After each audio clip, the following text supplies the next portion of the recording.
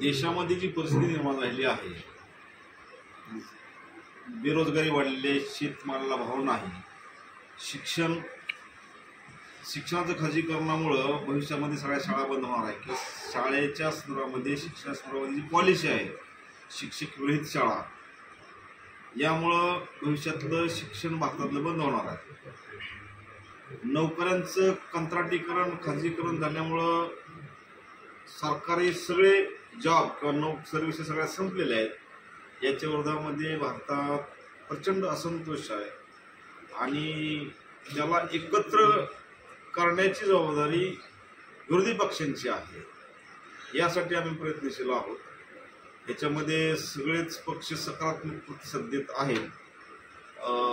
या 8-10 दिवसामध्ये सगळे निर्णय होतील अशी आम्हाला अपेक्षा आहे.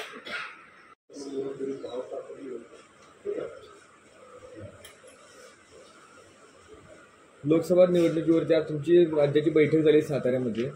काय नाही, पश्चिम महाराष्ट्राची बैठक झाली. काय नक्की बैठकीत निर्णय झाला लोकसभेबद्दल? विरोधी पक्षांनी सर्व भाजपच्या विरोधामध्ये एकत्र आलं पाहिजे, इंडियाच्या विरोधामध्ये एकत्र आलं पाहिजे आणि इंडियाचा प्रभाव केला पाहिजे. जर इंडिया आघाडीमध्ये आम्ही नसेल तर आम्ही महाराष्ट्रातल्या 48 जागा लढवणार आहोत. आमचं झालेला आहे.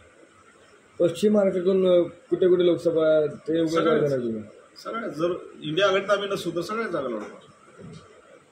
कोल्हापूर असेल, हातकणंगले असेल, सांगली असेल, सातारा असेल, कराड असेल, पुणे, ग्रामीण, बारामती, शिरूर, मावळ, माढा, सोलापूर, सगळ्या जागा.